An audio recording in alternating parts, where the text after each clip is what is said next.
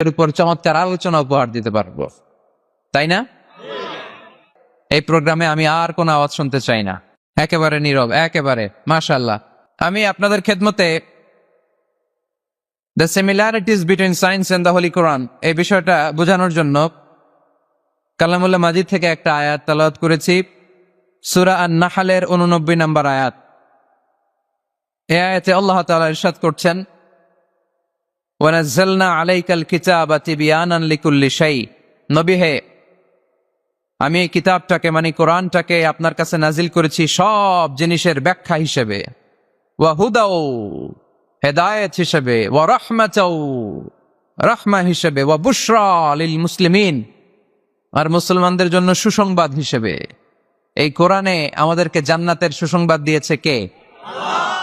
আমরা সবাই জান্নাতে যেতে চাই কি চাই না? আমরা এখানে যেমনি একত্রিত হলাম, আল্লাহ জান্নাতেও যেন আমরা একত্রিত হতে পারি, তুমি তৌফিক দাও। আবার এই কোরআনে রহমত আছে না নাই?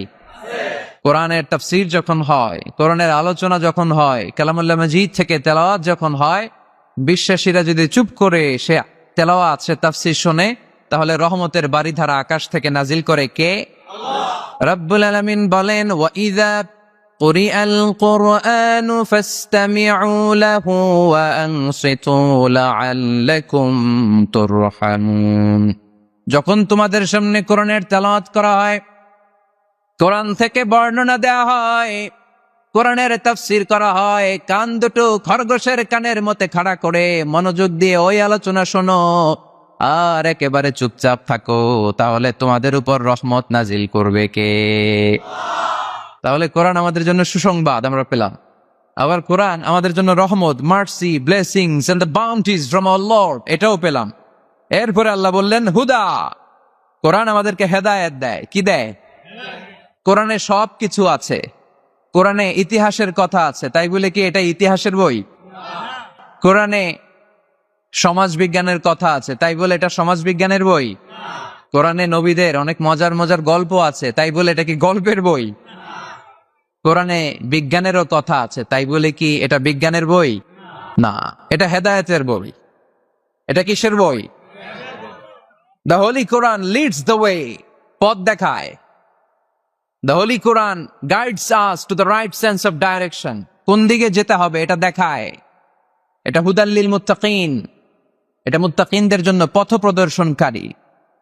তো আজকের এই মাহফিলের শুরুতে যে মেসেজটা আপনাদের কাছে ড্রপ করতে চাই, সেটা হচ্ছে কোরআন এটা হেদায়েতের কিতাব। এটা কিসের কিতাব? সবাই বলেন কিসের কিতাব? এটা গাইড দেয় যারা মুত্তাকি তাদেরকে।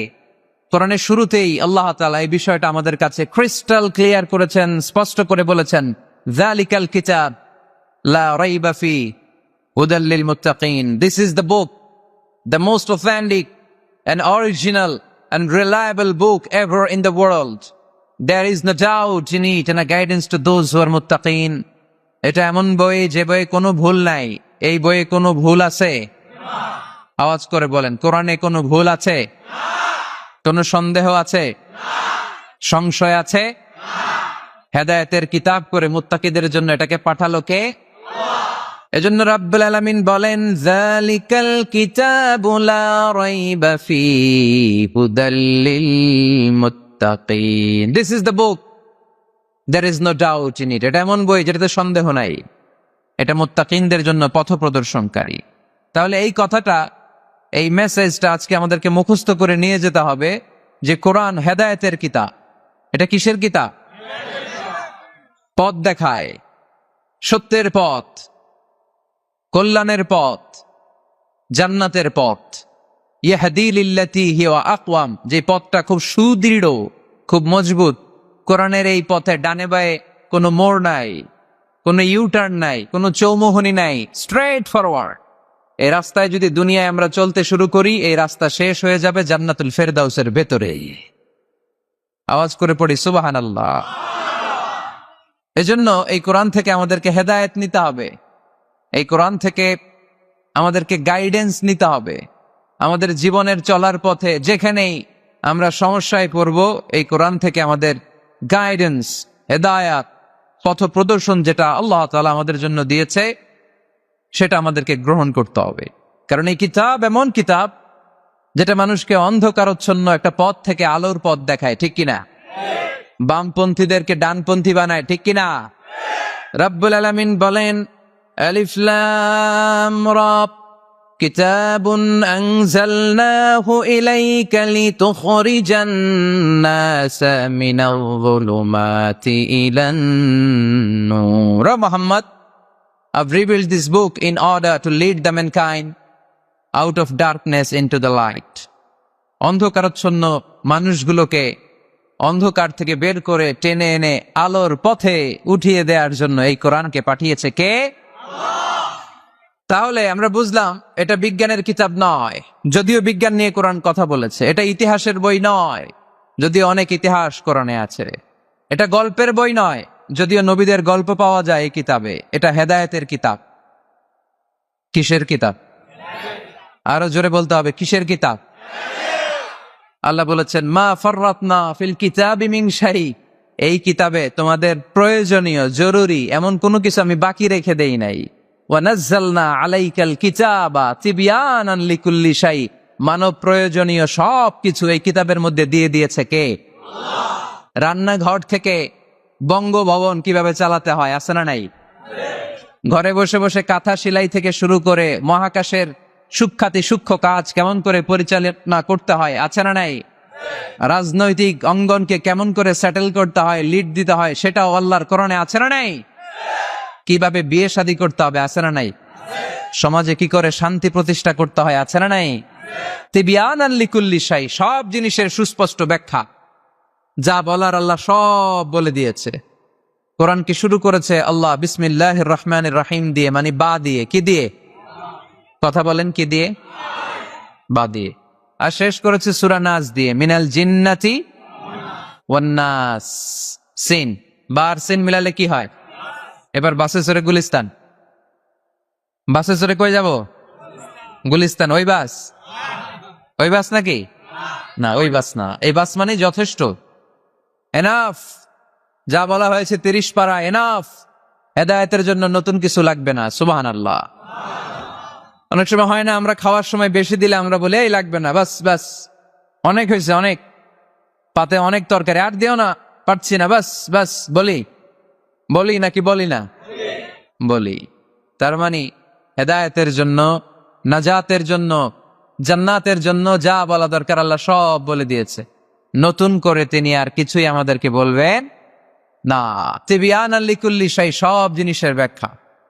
তো সেই হিসেবে বিজ্ঞানের কথাও কোরআনে আছে, ঠিক কিনা? আজকে আমরা এটা প্রমাণ করার চেষ্টা করব যে কোরআন আর বিজ্ঞানে কি কি সামঞ্জস্য আছে, মিল আছে কোথায়। What is the similarities between science and Quran. কিছু কিছু জায়গায় অমিল থাকতে পারে, কিছু কিছু জায়গায় অমিল থাকতে পারে। সেক্ষেত্রে সায়েন্সকে ওয়েট করতে হবে, সায়েন্সকে অপেক্ষা করতে হবে। নতুন ইনভেনশন, ডিসকভারিজ কি আসে, they shouldn't jump to the conclusion. Science should wait unless they get their latest discoveries and invention. তাদের নতুন নতুন আবিষ্কারের জন্য অপেক্ষা করতে হবে, কারণ সায়েন্স প্রতিদিনই ইমপ্রুভ করে, ডেভেলপ করে। আজকে একটা পাইছে, কালকে আরেকটা পায়। আগে বলতো সূর্য ঘোরে, পৃথিবী ঘোরে না। এরপর বলতে শুরু করলো পৃথিবী ঘোরে, সূর্য ঘোরে না। এখন বলে সবই ঘুরে। এখন কি বলে?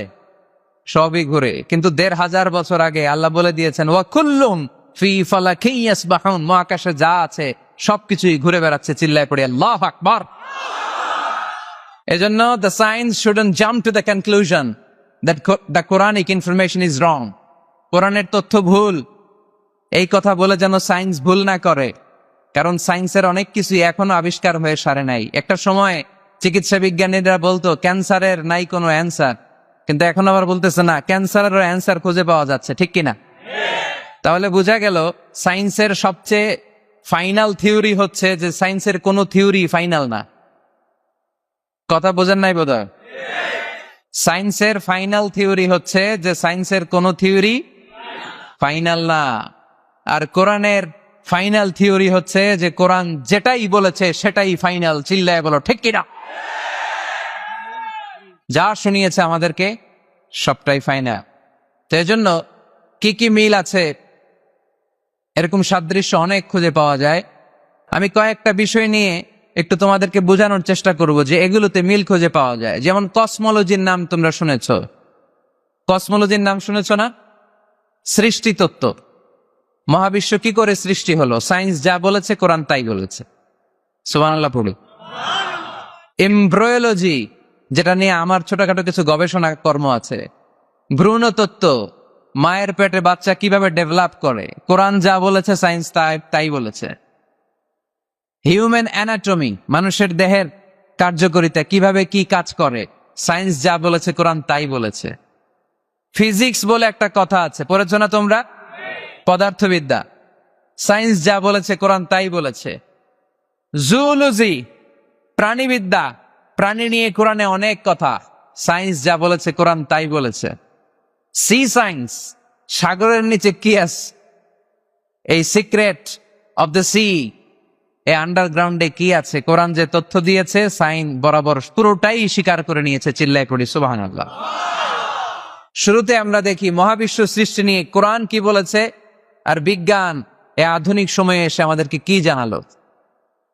কোরআন আমাদের সামনে উপস্থাপন করেছে, আওয়ালাম ইয়ারাল্লাযীনা কাফারু আন্নাস সামাওয়াতি ওয়াল আরদা কানাতা রাতকান ফাফাতাকনাহুমা وجعلنا من الماء كل شيء حي أفلا يؤمنون سبحان الله। কাফির মুশরিকরা কি দেখে না, আদিতে সৃষ্টির শুরুতে মহাবিশ্বের সব কিছু আকাশ জমিন এক জায়গায় লেপ্টে ছিল, একটা বিস্ফোরণের মাধ্যমে আমি মহাবিশ্ব তৈরি করলাম। আর এই পৃথিবীর মধ্যে, এই বসুন্ধরার মধ্যে, এই মহাবিশ্বের মধ্যে প্রাণবন্ত যা আছে সব কিছু আমি পানি থেকে তৈরি করলাম। এই পৃথিবীতে প্রাণবন্ত যা আছে তার সবটাই আল্লাহ কি থেকে তৈরি করেছে? পানি থেকে। এটা হচ্ছে কোরআনের থিওরি, যার প্রাণ আছে ওইটা তৈরি হয়েছে পানি থেকে। বিজ্ঞান এসে এটাই স্বীকার করেছে। বিজ্ঞান বলেছে এই পৃথিবীর প্রথম যে প্রাণ এটা পাওয়া গিয়েছে পানিতে, ওই প্রাণের নাম দিয়েছে তারা অ্যামিবা। কি নাম দিয়েছে? It's a very small unicellular organism in this universe. এককোষী অণুজীব, খুবই ছোট। তারা বলেছে এটা পানি থেকে এসেছে। তারপরে এসেছে জুপ্লাংটন, ফাইটোপ্লাংটন, ব্যাকটেরিয়া প্লাংটন। এই শৈবালগুলো, এই স্পিসিসগুলো, এই প্রজাতিগুলো পানি থেকে ডেভেলপ করেছে। তাহলে বিজ্ঞান যা বলেছে তার সাথে কোরআনের হুবহু মিল আছে না নাই? আবার আল্লাহ বললেন পানির মধ্যে আমি অনেক ক্যাটাগরি করেছি। পানির মধ্যে কিছু আছে মিঠা পানি, যেটা খেলে আমাদের হৃদয় ঠান্ডা হয়ে যায়। আবার পানির মধ্যে কিছু আছে লোনা পানি, যেটা মুখে তোলা যায় না, ঠিক কিনা? হাদা আযবুন ফুরাত ওয়া হাদা মিলহুন উজাজ। একটা লোনা পানি, একটা মিঠা পানি, দুই সাগরের পানি দুই দিক দিয়ে বয়ে যায়, মাঝখানে অদৃশ্য দেয়াল দিয়ে দিল কে? মারাজাল বাহরাইনি ইয়ালতাকিয়ান বাইনাহুমা বারযাখুন লা ইয়াবগিয়ান ফাবিআইয়ি আলাই রাব্বিকুমা তুকাযযিবান। লোনা পানির সাগর, মিঠা পানির সাগর বয়ে যায়, মাঝখানে অদৃশ্য দেয়াল, একটা পানি আরেকটার সাথে মিশে না, ঠিক কিনা? এই দৃশ্য দেখছেন আপনারা? কোথায় দেখেছেন? চাঁদপুর,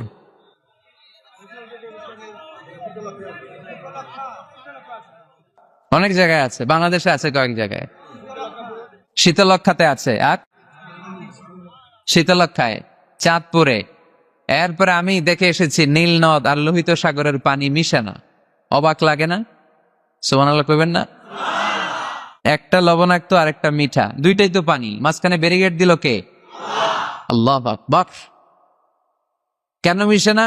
একটা পানির ডেনসিটি হাই আর একটা লো, একটা টেম্পারেচার হাই আর একটা লো, ফলে যদিও পানি একটার সাথে আর একটা মিশে না। এই কারিগরটা কে?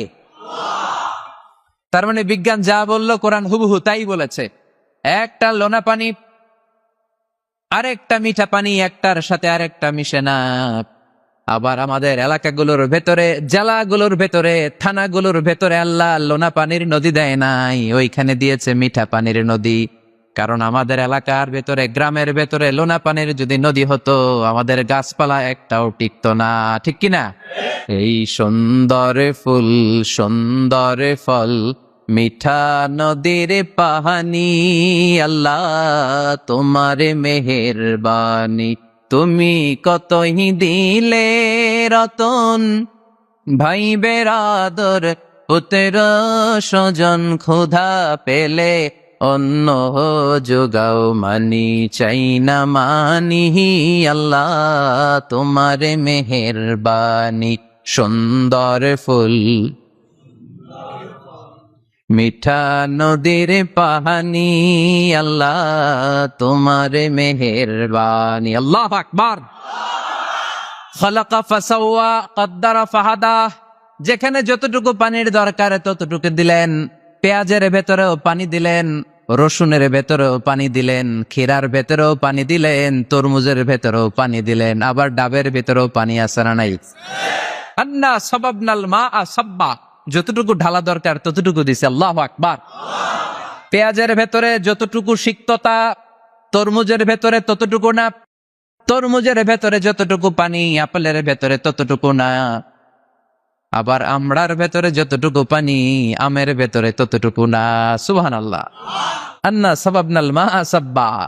এই পানিটা H2O, হাইড্রোজেনের 2টা মলিকিউল আর অক্সিজেনের 1টা মলিকিউল। কি আজীব কথা! 2টাই গ্যাস, 2টাই কি, কিন্তু 2 গ্যাস একসাথে মিলাইলে পানি হয়ে যায়। আল্লাহু আকবার। এজন্য আল্লাহ বললেন, ওয়াজআলনা মিনাল মাই কুল্লা শাইইন হাই। পানি থেকে আমি প্রাণবন্ত সব কিছু বানালাম। এই পানির অপর নাম জীবন। আবার যদি পানি বেশি হয়ে যায় তখন মরণের সম্ভাবনা আছে না নাই? বন্যা এই দেশে হয় কি হয় না? নূহ আলাইহিস সালামের উম্মাকে অবিশ্বাসের কারণে, গাদ্দারির কারণে আল্লাহ এই প্লাবন দিয়ে, পানি দিয়ে শেষ করে দিয়েছেন। এজন্য পানি দেখলেই এটা যে বাঁচার কারণ, বাঁচার মাধ্যম এমনটা নয়। এই পানি দিয়ে আল্লাহ আমাদেরকে শায়েস্তাও করতে পারেন, পানিশমেন্টও করতে পারেন, শাস্তিও দিতে পারেন, আযাব আর গজব দিয়ে তলিয়েও দিতে পারেন, ঠিক কিনা?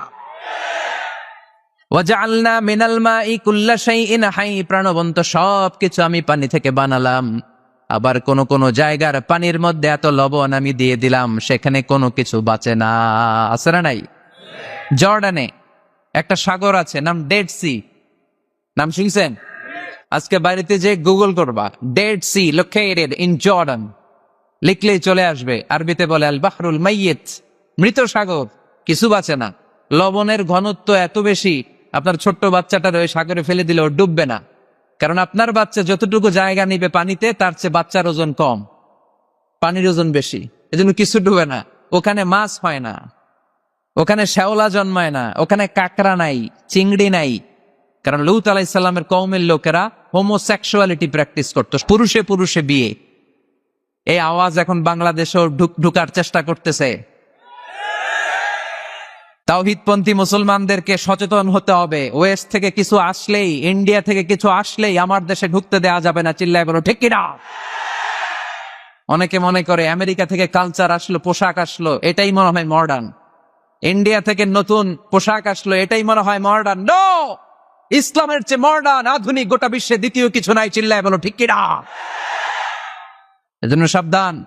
ওয়াজআলনা মিনাল মাই কুল্লা শাইইন হাই। পানি থেকে প্রাণবন্ত সব কিছু তৈরি করলো কে? আবার আল্লাহ বললেন, কাফেররা কি দেখে না? আকাশ জমিন সব একসাথে ছিল, মহাবিস্ফোরণের মধ্য দিয়ে আমি মহাবিশ্ব তৈরি করেছি। এই বিস্ফোরণটার নাম কি বলতো? Big bang. মাশাআল্লাহ, কেমন শ্রোতা দেখছেন? সায়েন্সের সবকিছু নিয়ে বসছে আজকে। Big bang.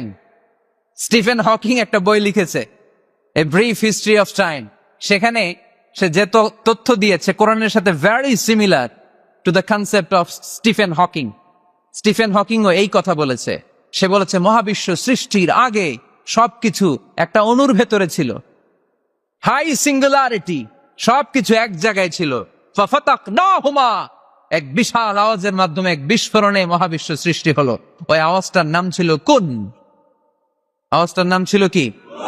ইন্নামা আমরুহু ইযা আরাদা শাইআন আন ইয়াকুলা লাহু কুন ফায়াকুন। আমরা বাংলায় বলি না কুন ফায়াকুন? কুন ফায়াকুনের মালিক কে? তিনি বলতে দেরি, হতে দেরি হয়। কুন, হাও, হয়ে যায়। বি, ইট ওয়াজ। আল্লাহ যখন বলেছেন কুন, এই আদিতে সব মিলে থাকা এই মহাবিশ্বের সবকিছু এক মহা বিস্ফোরণের মাধ্যমে গোটা বিশ্বে ছড়িয়ে পড়ল, গোটা বিশ্বে ছড়িয়ে ঘুরতে আরম্ভ করলো। এই বিস্ফোরণের ছোট্ট একটা কণার নাম পৃথিবী। এই মহা বিস্ফোরণের ছোট্ট একটা কণার নাম মঙ্গল। এই মহা বিস্ফোরণের ছোট্ট একটা কণার নাম বৃহস্পতি। এই মহা বিস্ফোরণের ছোট্ট একটা কণার নাম সূর্য। এরকম কত হাজার, অযুত, লক্ষ, নিযুত কোটি কণা বড় বড় তারকা রূপে মহাবিশ্বে ঘুরে বেড়াচ্ছে। আল্লাহ ছাড়া এর খবর কেউ রাখে না। এগুলো যে কত বিশাল, এগুলো নিয়ে আমাদের চিন্তা করা দরকার। আমরা মনে করি আমি মনে হয় বড়, আমার চেয়ে ক্ষমতাধর কেউ নাই, আমি দাপটওয়ালা, আমার এলাকা এটা এটা আমার, খালি আমার আমার কয়, আছে না নাই? তোর কি বেটা, কিসের মালিক তুই? সবকিছুর মালিক কে? পরের জায়গা পরের বাড়ি, ঘর বাঁধিয়ায় আমি রই, আমি তো সেই ঘরের মালিক নই। পরের জায়গা পরের বাড়ি, ঘর বাঁধিয়ায় আমি রই, আমি তো সেই ঘরের মালিক নই। ঠিক কিনা? যেই বাড়িটাতে আজকে আমি থাকি, এটার আগে আমার বাবা ছিল, তার আগে দাদা ছিল, আমার পরে আমার ছেলে থাকবে, আমার নাতি থাকবে। এটার আসল মালিক আমি না, আমার ছেলে না, গোটা বিশ্বের আসল মালিক একজন সত্তা, তিনি কে? এজন্য সব আমার আমার এরকম দাপটওয়ালা কথা যেন আমরা না বলি। অহংকারীদেরকে আল্লাহ পছন্দ করে, বিনয়ীদের মর্যাদা আরশ পর্যন্ত নিয়ে যায় কে? মান তাওয়াদা লিল্লাহি ইল্লা রাফাআহুল্লাহ। যে নিচের দিকে নামতে চায় আল্লাহ ওরে টাইনা উঠায়, আর যে লাফায় লাফায় ওঠে থাপ্পড় মেরে আল্লাহ এত নিচে নিবে পৃথিবীর কেউ কল্পনা করতে পারবে না। ওই শয়তানের চেয়ে নিচে চলে যায়। চিল্লায় বলেন ঠিক কিনা? এজন্য অহংকার যেন আমরা না করি, দাম্ভিকতা যেন না দেখাই। আমরা যেন একটু চিন্তা করি, এই যে বিস্ফোরণের মাধ্যমে গোটা বিশ্ব সৃষ্টি হলো, এটার তুলনায় কত ছোট্ট আমি, কত ক্ষুদ্র আমি। আমরা আজকে এই প্যান্ডেলে মাতুয়াইলে বসে আছি, তাই না? মাতুয়াইল তো ইউনিয়ন নাকি? কোন থানায় পড়ছে? সিটি কর্পোরেশন হয়ে গেছে। থানার নাম যাত্রাবাড়ি। যাত্রাবাড়ি হচ্ছে ঢাকার একটা থানা। ঢাকায় মোট কয় থানা? কয়টা? 19টা থানা, কম বেশি হবে। তো এই 19টা থানার মধ্য থেকে 53টা, আচ্ছা যাই হোক, এতগুলো থানার মধ্য থেকে যাত্রাবাড়ি একটা থানা। এই যাত্রাবাড়ির মধ্যে এটা একটা ইউনিয়ন। এই প্যান্ডেলটাই কি মাতুয়াইল ইউনিয়ন? আরো আছে না নাই? কত ছোট্ট একটা জায়গায় বসে আছি। আর যাত্রাবাড়ি হচ্ছে ঢাকার একটা থানা। ঢাকা হচ্ছে আমাদের 64 জেলার একটা জেলা। এই 64 জেলা নিয়ে আমাদের বাংলাদেশ, পৃথিবীর সবচেয়ে বড় একটা দেশ। কি বলেন? কত ছোট জানেন? ওয়ার্ল্ড ম্যাপে আমাদের বাংলাদেশ লেখার জায়গাটাও নেই। আহা, BA পরে ইন্ডিয়ার উপরে, NG পরে বাংলাদেশের উপরে, LADESS আবার ইন্ডিয়ার উপরে। এত ছোট। আমাদের প্রতিবেশী দেশ ভারত আমাদের চেয়ে অনেক গুণ বড়, রাশিয়া প্রায় 100 গুণ বড়। তাহলে কত বড় বড় দেশ আছে? এরকম 200টা দেশ নিয়ে আমাদের এই বসুন্ধরা, আমাদের এই পৃথিবী। আবার এই 200টা দেশ মিলে এই পৃথিবীর 30 ভাগ, বাকি 70 ভাগ শুধু পানি। তার মানে মহাবিশ্বের সবচেয়ে বড় গ্রহের নাম পৃথিবী, তাই না? এত বড় হওয়ার পরও এটা বড় হইতে পারে নাই। পৃথিবী যে কত ছোট এটা কল্পনা করলে অবাক হতে হয়। বৃহস্পতি একটা গ্রহ আছে, আমাদের সৌরজগতের গ্রহ। আপনারা দেখবেন গুগল করলে একটার থেকে আরেকটার সাইজ কত বড়। বৃহস্পতি আমাদের চেয়ে অনেক বড়। যেই সূর্যের আলোতে সকালবেলা পৃথিবীটা আলোকিত হয়, এই সূর্যটা পৃথিবীর চেয়ে 13 লক্ষ গুণ বড়। সুবহানাল্লাহ মাহফিল শেষে কয় গুণ বড়? 13 গুণ বড়, 1300 গুণ বড়, 13,000 গুণ বড়। কয় লক্ষ? 13 লক্ষ গুণ বড়। তার মানে 13 লক্ষটা পৃথিবী সূর্যের ভেতরে রাখার জায়গা আছে না নাই? সূর্যই কি তাইলে সবচেয়ে বড়? আর উপরে যান, আরো বড় পাবেন। সূর্য হচ্ছে তারা, তাই না? স্টার। সূর্যের পরে আমাদের সবচেয়ে কাছের তারার নাম প্রক্সিমা সেন্ট্রাই। আজকে গুগল করলেই পাবেন, অনেক আছে এরকম। আলফা সেন্ট্রাই এ, আলফা সেন্ট্রাই বি, ব্যাটেলজিউস নামে এক তারা পাওয়া যায়, ইটা ক্যারিনা নামে তারা পাওয়া যায়। যে সূর্য পৃথিবীর চেয়ে 13 লক্ষ গুণ বড়, এমনও অনেক তারা আছে যেটা সূর্যের চেয়ে কয়েক হাজার কোটি গুণ বড়। তার মানে ওইটাই সবচেয়ে বড় তারা না, ওগুলোরে খেয়ে ফেলতে পারে এরকমও বড় বড় তারা মহাবিশ্বে আছে না নাই? এরকম হাজার কোটি তারা নিয়ে আমাদের গ্যালাক্সি। আমাদের গ্যালাক্সির নাম মিল্কি ওয়ে। আমাদের গ্যালাক্সি থেকে সবচেয়ে কাছের যে গ্যালাক্সি, এটার নাম হচ্ছে অ্যান্ড্রোমেডা। এরকম হাজার হাজার কোটি গ্যালাক্সি নিয়ে প্রথম আকাশের মহাশূন্য। প্রথম আকাশে এখনো যাইতে পারি নাই আপনাদেরকে নিয়ে। প্রথম আকাশের কি? মহাশূন্য। চিল্লায় বলেন, প্রথম আকাশের কি? মহাশূন্য। এর অনেক অনেক অনেক উপরে প্রথম আকাশ, যেখানে কিয়ামত অবধি নাসার বিজ্ঞানীদের যাওয়া সম্ভব হবে না। প্রথম আকাশের পরে আবার দ্বিতীয় আকাশের মহাশূন্য, না জানি ওইটাতে কি আছে, না জানি ওইটার মধ্যে আল্লাহ কি সৃষ্টি করে রেখেছে। দ্বিতীয় আকাশের মহাশূন্যের পরে দ্বিতীয় আকাশ, তারপরে তৃতীয় আকাশের মহাশূন্য, তারপরে তৃতীয় আকাশ। সুবহানাল্লাহ কইবেন না? তারপরে চতুর্থ আকাশের মহাশূন্য, তারপরে চতুর্থ আকাশ। একটার চেয়ে আরেকটা কত বড়। বিষ্ণু ঈসা ইসলাম বললেন, তোমার হাতের আংটি, এই আংটি যদি সাহারা মরুভূমিতে ফেলে দাও, পুরো মরুভূমির তুলনায় তোমার আংটি যত ছোট, আল্লাহর দ্বিতীয় আসমানের তুলনায় আল্লাহর প্রথম আসমানটা ঠিক তত ছোট। তাহলে এই আসমান, এই আরশ, এই কুরসি, আমার আল্লাহর জাত ও সত্তা, এই মহাবিশ্বের তুলনায় পৃথিবীটা কতটুকু, বাংলাদেশ কতটুকু, যাত্রাবাড়ি কতটুকু, মাতুয়াইল কতটুকু, প্যান্ডেলটা কতটুকু, আর আমি না খানদান কতটুকু। কত নগণ্য আমি, কত ক্ষুদ্র আমি, কত তুচ্ছ আমি। মহাবিশ্বের তুলনায় আমি নাই, মহাবিশ্বের তুলনায় আমি নাই। এক লোক ব্যাংকে টাকা তুলতে গেছে, 5,000 টাকা। কয় টাকা? তো সিরিয়ালে দাঁড়ায় দেখে তার সামনের এক লোক 50 লাখ টাকা তুলতেছে। কয় লাখ? উনি তুলবে কয় লাখ? সামনের লোক উনি তুলবে 5,000 টাকা। তো হঠাৎ করে দেখলো যে সামনের লোকটা যে 50 লাখ টাকা তুলবে, ও লিখছে 50 লাখ টাকা মাত্র। যত বড় অঙ্কই হোক, শেষে কি লিখতে হয়? তো ক্যাশের মধ্যে লিখছে, চেকের মধ্যে, যে 50 লক্ষ টাকা মাত্র। তো এইটা দেখে ও পড়ে গেছে বিপদে। হায় হায়, 50 লক্ষ টাকা মাত্র। তো তারপর ওর চেক নিয়ে ও ক্যাশ কাউন্টারে দিছে। ক্যাশ কাউন্টার দেখতেছে, উনি লেখছে 5,000 টাকা নাই। 5,000 টাকার পরে কি লেখছে? নাই। তো ক্যাশে যে বসছে, কি ভাই ঘটনা কি? এত এত ক্লায়েন্টের সাথে ফিনান্সিয়াল ট্রানজাকশন হ্যান্ডেল করি, আমার জীবনে কাউরে তো টাকার সংখ্যার পরে নাই লিখতে দেখি নাই। ঘটনাটা কি? তো সে বলতে শুরু করলো, ভাই আমার আগে দেখলাম একজন 50 লাখ টাকা তুলছে, তো 50 লাখ টাকা যদি মাত্র হয়, আমার 5,000 তো নাই। তো এই যে মহাবিশ্বের বর্ণনা যে তোমাদেরকে শোনালাম, এগুলো যদি চিন্তা করি, আমি আছি? আমি নাই, কিছুই না আমি। কত তুচ্ছ আমি, কত নগণ্য আমি। এই মহাবিশ্বকে মহা বিস্ফোরণের মাধ্যমে তৈরি করেছে কে? আবার আল্লাহ বললেন, ওয়াস-সামাআ বানাইনাহা বিআইদিন ওয়া ইন্না লামুসিউন। বিস্ফোরণের মাধ্যমে শুধু আকাশ সৃষ্টি করে আমি বসে থাকি নাই, এই আকাশ জমিনকে আমি আল্লাহ প্রতিনিয়ত প্রশস্ত করে দিচ্ছি। এই মহাবিশ্ব প্রশস্ত হচ্ছে, ইটস অ্যাক্সেলারেটিং, অলওয়েজ অ্যাক্সেলারেটিং। প্রশস্ত হচ্ছে, এক্সপান্ড হচ্ছে, অ্যাক্সেলারেট হচ্ছে। এটা কোরআনের কথা। কিসের কথা? 1988 সালে, ঠিক কাটায় কাটায় আজ থেকে 20 বছর আগে, সুপারনোভা কসমোলজি প্রজেক্ট নামে একটা প্রজেক্ট করে তারাও গবেষণা করে পেয়েছে যে মহাবিশ্ব স্থির নেই, এটা ঘোরার পাশাপাশি অ্যাক্সেলারেট হচ্ছে। চিল্লায় পড়তে হবে আল্লাহু আকবার। তার মানে কোরআনে যে তথ্য উপাত্ত আল্লাহ দিয়েছেন, বিজ্ঞানের সাথে এগুলো সাদৃশ্য আছে না নাই?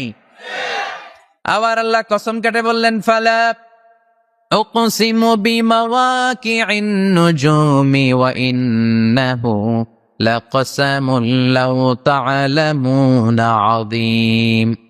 আমি আল্লাহ তারকা পতিত হওয়ার জায়গাগুলোর কসম খাই, যেখানে তারকাগুলো ঘুরতে ঘুরতে ঘুরতে ঘুরতে ওইটার রেঞ্জে যখন চলে যায়, মুহূর্তের মধ্যে তারকা তার অস্তিত্ব হারিয়ে ফেলে। সুবহানাল্লাহ। তারকা পতিত হওয়ার জায়গাগুলোর শপথ করলেন কে? এটাকে কোরআন বলেছে মাওয়াকিউন নুজুম, নাজমুন মানে তারা, যেখানে তারা তার অস্তিত্ব হারায়। কোরআন বলেছে মাওয়াকিউন নুজুম, কিন্তু বিজ্ঞান এটার নাম দিয়েছে ব্ল্যাক হোল। বিজ্ঞান এটার নাম দিয়েছে কি? Black hole. তারা ঘুরতে ঘুরতে এই ব্ল্যাক হোলের রেঞ্জের মধ্যে যদি চলে আসে, মুহূর্তের মধ্যে তারাগুলো নিঃশেষ হয়ে যায়। এই ব্ল্যাক হোলের রেঞ্জের মধ্যে যদি কোনো তারা সূর্যের চেয়েও 1000 কোটি গুণ বড় সাইজের তারা ঘুরতে ঘুরতে ঘুরতে ব্ল্যাক হোলের সামনে আসে, বাচ্চার মুখে হাওয়াই মিঠাই দিলে যেমনি হাওয়াই মিঠাই মুহূর্তেই নাই, ওই তারাও মুহূর্তেই নাই। সুবহানাল্লাহ। মাতুয়াইলে হাওয়াই মিঠাই পাওয়া যায়? পাওয়া যায়? কই পাওয়া যায়? হ্যাঁ, আগে যখন আমরা ছোট ছিলাম আমরা এগুলো খাইতাম তো। কটকটি, কটকটি আছে এখন? ঘরের ওই যে পুরান জোতা টোতা প্লাস্টিকের বোতল, এগুলো দিয়ে আমরা কটকটি খাইতাম। আর খাইতাম এই হাওয়াই মিঠাই, খুব মজা লাগতো। এগুলো এরকম গোল করে সাজায় রাখতো, জিব্বায় লাগাইলেই নাই। খাইছেন আপনারা? এই ব্ল্যাক হোল হচ্ছে এমন যে ব্ল্যাক হোলের রেঞ্জের মধ্যে কোনো তারা ঘুরতে ঘুরতে ঘুরতে যদি চলে আসে, হাওয়াই মিঠাই মুখে লাগাইলে যেমনি নাই, ওই তারাও নাই। তার মানে কোরআন বলেছে মাওয়াকিউন নুজুম, সায়েন্স বলেছে ব্ল্যাক হোল। দুটার মধ্যে মিল আছে না নাই? তাহলে কসমোলজি নিয়ে কথা এখানেই শেষ করি। সৃষ্টিতত্ত্বে আমরা যা পেলাম, বিস্ফোরণে সৃষ্টি হয়েছে। কোরআন বলেছে ফাতাকনাহুমা, সায়েন্স বলেছে বিগ ব্যাং থিওরি। কোরআন বলেছে মুসিউন, যেটা অ্যাক্সেলারেট হচ্ছে, সায়েন্স এটার নাম দিয়েছে সুপারনোভা কসমোলজি প্রজেক্ট। কোরআন নাম দিয়েছে মাওয়াকিউন নুজুম, সায়েন্স বলেছে ব্ল্যাক হোল। প্রতিটা জায়গায় কোরআনের সাথে সায়েন্সের মিল আছে না নাই? এবার আমরা শুনবো এমব্রয়োলজি নিয়ে, ভ্রূণতত্ত্ব। কি তত্ত্ব? ভ্রূণতত্ত্ব। আমরা আমাদের মায়ের পেটের ভেতরে এখন যত বড় আছি তত বড়ই ছিলাম, তাই না? কতটুকু ছিলেন? ততটুকু, একেবারে ছোট ছোট্ট ছোট্ট ছোট্ট। বাবার শুক্রাণু মায়ের ডিম্বাণু দুইটা মিলিয়ে মায়ের পেটের ভেতরে আমার অস্তিত্ব দান করলেন কে? কিছুই ছিলাম না আমি। সায়েন্স 1977-এ হাম এন্ড লিয়েন হুক নামে দুইজন সায়েন্টিস্ট অনুবীক্ষণ যন্ত্র দিয়ে ওরা খুঁজে পেয়েছে যে শুক্রাণুর ভেতরে, স্পার্মের ভেতরে প্রাণের অস্তিত্ব আছে। কিন্তু 1500 বছর আগে এর ভেতরে যে প্রাণ আছে সেটার ঘোষণা কোরআনে দিয়ে দিয়েছে কে? ওভাম এন্ড স্পার্ম দুইটা মিলে হয় জাইগোট। তারপর জাইগোট থেকে হয় এমব্রয়ো, ভ্রূণ। আমি, আপনি, আমরা সবাই ছিলাম ছোট্ট একটা ভ্রূণ, ব্যাঙ্গাচির মতো। বর্ষাকালে মাতুয়াইলে খালে বিলে ব্যাঙ্গের পোনা পাওয়া যায় না? দেখতে মাছের বাচ্চার মতো, তাই না? ছোট বাচ্চারা মনে করে মাছের পোনা, বাড়িতে দইরা নিয়ে আস, মারাকে মা পোনা লয়ে আইছি, মায়ের দেখা দেয় কোনি আছে না নাই? আসলে কি এটা মাছ? এটা কি ব্যাঙ্গের পোনা? তো আমরা, আমি আপনি প্রত্যেকে আমরা ব্যাঙ্গের পোনার মতো ছিলাম, রক্ত চোষা জোকের মতো ছিলাম, মায়ের জরায়ুর দেয়ালের মধ্যে লেগেছিলাম। তারপরে আল্লাহ তাআলা আমাদেরকে বড় করতে আরম্ভ করলেন। এই স্পার্ম ড্রপ থেকে আমরা হলাম ব্লাড ক্লট, রক্তপিণ্ড। সেখান থেকে আমরা হলাম মুদগা, নুতফা, আলাকা, মুদগা, 3 স্টেজ। প্রতি 40 দিন পর পর আমার সাইজ বাড়তে লাগলো। সায়েন্স এটা স্বীকার করেছে যে প্রত্যেক 40 দিন পর বাচ্চার একটা নোটিসেবল ডেভেলপমেন্ট ঘটে।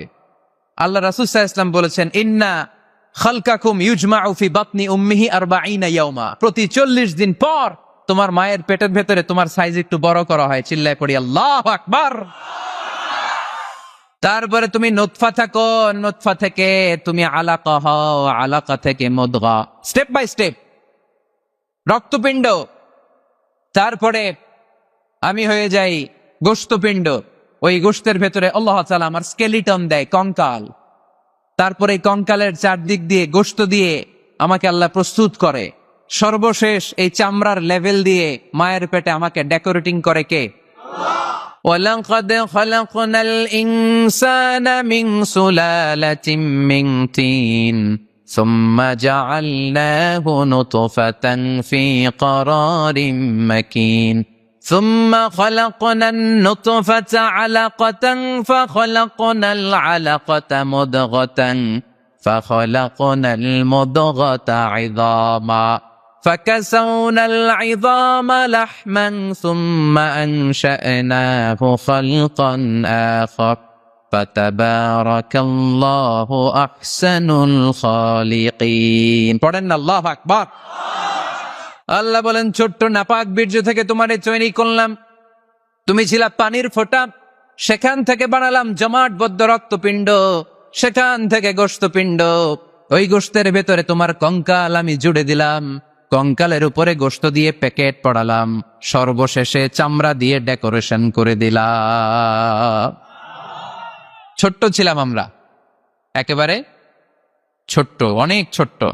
আস্তে আস্তে আমার হাত গজালো, আমার পা গজালো, আমার হেয়ারিং সিস্টেম চালু হলো, আমার রেসপিরেটরি ডাইজেস্টিভ সিস্টেম চালু হলো, আমার স্টোমাক হলো, আমার ব্লাড সার্কুলেশন শুরু হলো, আমার হার্টের দুইটা পার্টিশন হলো, আল্লাহ রুহের ফুৎকার দিলেন, আমি মানুষ হয়ে দুনিয়ায় আসলাম। কোন সুবহানাল্লাহ। দুইটা পার্টিশন করে দিলেন, আর এই পাম্প মেশিন আমার মায়ের পেটের ভেতরেই চালু করে দিলেন কে? এক মুহূর্তের জন্য যদি এই পাম্প মেশিনটা বন্ধ হয়ে যায়, মুহূর্তে আমার ঠুস বানায় দিবে কে? আরে মানুষ রঙিন ফানুষ, দম ফুরাইলে তবু তো ভাই কারোরই নাই একটুখানি। আরে মানুষ রঙিন ফানুষ, রঙিন ফানুষ, আরে মানুষ। আল্লাহু আকবার। দুইটা জিনিস আল্লাহ দেয়, রুহু দেয় আর ফেরেশতা দেয়। কি দেয়? রুহু দেয় আর ফেরেশতা দেয়। মানুষ যখন মরে যায় দুইটাই চলে যায়, রুহুটাও চলে যায়, ফেরেশতাও চলে যায়, ঠিক কিনা? আমাদের কাঁধে ফেরেশতা আছে না নাই? দুই কান্দে ছিল যে তোমারে দুইজনা পাহারা, তোমারে একলা থুইয়া পালাইছে তাহারা, তোমার আট কুঠুরি নয় দরজা বন্ধ এবার হলো রে, হলো মুখে আল্লাহ রসুল সবে বলো, ও মুখে আল্লাহ রসুল সবে বলো, দুয়ারে আইসাছে পালকি নায়রি গাও তো হলো রে, তোলো মুখে আল্লাহ রসুল সবে বলো, ঠিক কিনা? রুহুর ফুৎকার যখন মায়ের পেটে দিলেন, হার্টবিট চালু হয়ে গেল, অলিন্দ নিলয়। বাংলায় কি বলে? ইংরেজিতে সিস্টলিক এন্ড ডায়াস্টলিক। ধপ ধপ ধপ করে আমার এই হার্টের পার্টিশন থেকে ধপ ধপ করে আমি যে পৃথিবীতে এসেছি এটা জানান দিল কে? এই প্রক্রিয়ায় আল্লাহ আমারে বানালেন। এই যে এতগুলো মাস মায়ের পেটের ভেতরে ছিলাম, পৃথিবীর কেউ আমারে খাবার দিতে পারছে? চিকিৎসা করতে পারছে? যেই কবিরাজ আমারে খাবার দিলেন, অক্সিজেন দিলেন, ওই কবিরাজের নাম কি? আল্লাহ। 7 মাস আল্লাহ বললেন ফি যুলুমাতিন সালাস, 3টা প্যাকেটের ভিতরে তুমি ছিলা। কোরআন বলে কয়টা প্যাকেট? জোরে বলেন, সবাই বলেন কয়টা? কোরআনের ভাষ্য মতে 3টা প্যাকেট। মডার্ন সায়েন্সও তাই বলেছে, 3টা প্যাকেট। প্রথম প্যাকেটের নাম প্লাসেন্টা, ইংরেজিতে বলে প্লাসেন্টা। এটা হচ্ছে ফুল। বাচ্চা বেরো আর কিছুক্ষণ পরে মায়ের জরায়ের ওখান থেকে একটা ফুল বেরিয়ে আসে, এইটার প্যাকেটে ছিলাম। প্যাকেট বানাইছিল কে? 2 নম্বর প্যাকেটের নাম ওম, মায়ের জরায়ু, জরায়ুর প্যাকেটের ভিতরে ছিলাম। 3 নম্বর হচ্ছে আমার মায়ের পেট, হার্ট বেলি, এই পেটের প্যাকেট। 3টা প্যাকেটের ভিতরে ফি করারিন মাকিন, গোপনতম প্রকোষ্ঠে আমাকে মায়ের পেটের ভেতর থেকে পৃথিবীতে বের করে দিল কে? কত ক্ষুদ্র ছিলাম, সেখানে আমি বিজয়ী হয়েছি, ঠিক কিনা? এই যে লাম, তারা প্রমাণ করেছে যে অণুবীক্ষণ যন্ত্র দিয়ে তারা দেখেছে 1 ফোঁটা বীর্যের ভেতরে 20 কোটি শুক্রাণু যদি না থাকে, তাহলে ওই ফোঁটা শুক্রাণু থেকে মায়ের গর্ভে কোনো সন্তান জন্ম লাভ করে না। কয় কোটি? আমি ওই 20 কোটি শুক্রাণুর একটা, আপনি ওই 20 কোটি শুক্রাণুর একটা, ঠিক কিনা? তার মানে মহা একটা যুদ্ধ হয়েছিল তখন ডিম্বাণুর ভেতরে আঘাত করার জন্য। সেই যুদ্ধে 19,99,99,999 শুক্রাণুকে পেছনে ফেলে ওই খেলায় চ্যাম্পিয়ন হয়েছিলাম আমি। চিল্লায় বলেন ঠিক কিনা? ওই দিন মায়ের পেটে যে আমার অস্তিত্বের জানান আমি দিয়েছিলাম, তখন আমার হাত ছিল নাকি? পা ছিল? দাঁতা ছিল? দাঁতে ছিল? টাকা ছিল? ব্যাংক ব্যালেন্স ছিল? কিছুই ছিল না। তখন আমি বিজয়ী হয়েছি। তখনও যখন আমি বিজয় লাভ করতে পেরেছি, এই দুনিয়ার বুকে এসেও আমাদের বিজয় কেউ ঠেকায় রাখতে পারবে না। চিল্লায় বলেন ঠিক কিনা? আমরা বিজয় করতে এসেছি, যাই করব আমরা ভালোভাবে করব। এটা ইসলামের শিক্ষা, ঠিক কিনা? কাজ ছোট হোক বড় হোক, ভালো করলে সওয়াব আছে না নাই? যে কোনো কাজে করো না ভাই, যে কোনো কাজে করো, তা যেন হয় সবার চেয়ে সবচেয়ে সুন্দর। যে কোনো কাজে করো না ভাই, যে কোনো কাজে করো, তা যেন হয় সবার চেয়ে সবচেয়ে সুন্দর। হোক না সেটা পড়া লেখা, রঙের ভাষায় ছবি আঁকা, হোক না সেটা সামান্য কাজ কিংবা মহত্তর, তা যেন হয় সবার চেয়ে সবচেয়ে সুন্দর। আলহামদুলিল্লাহ পড়ে। কাজ ছোট হোক কিংবা বড় হোক, এটা ভালো করে করতে বলছে কে? ভালো করে করলে ওই কাজে বরকত দিবে কে? কাজে কোনো লজ্জা আছে? শ্রমে কোনো লজ্জা আছে? চাকরি ব্যবসায় কোনো লজ্জা আছে? লজ্জা অলসতায়। লজ্জা কিসে? মাতোয়াইলের ছেলেরা মনে থাকবে, কাজে লজ্জা পাওয়া যাবে। Never under estimate any job, big or small. ছোট হোক বড় হোক, কোনো চাকরিকে নাক ছিটকানো যাবে না।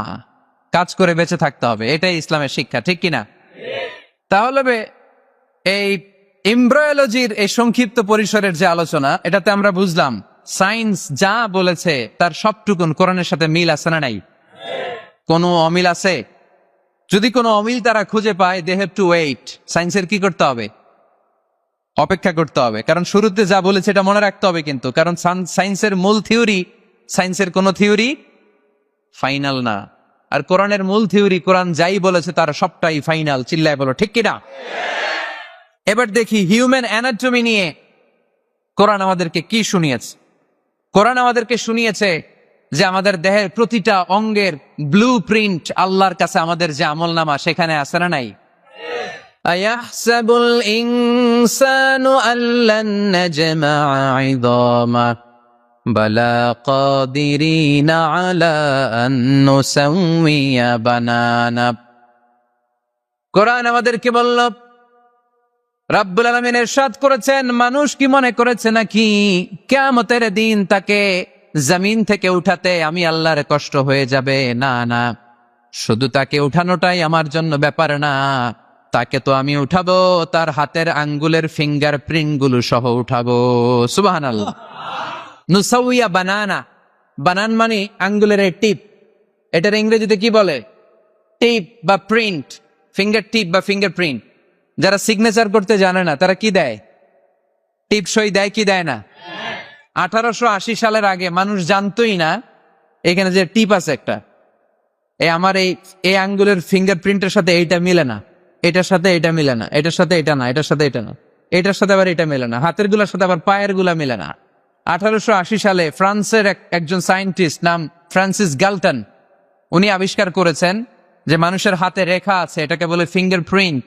একটা রেখার সাথে আরেকটা রেখার কোনো মিল নাই। আবার পায়ের যে রেখা, এটাকে আবার ফিঙ্গারপ্রিন্ট বলে না, ওটার বলে ফুটপ্রিন্ট। ওটার কি বলে? শ্রীলঙ্কায় একটা পাহাড় আছে, তোরা বলে ওইখানে আদম আলাইহিস সালামের ফুটপ্রিন্ট আছে, পায়ের ছাপ।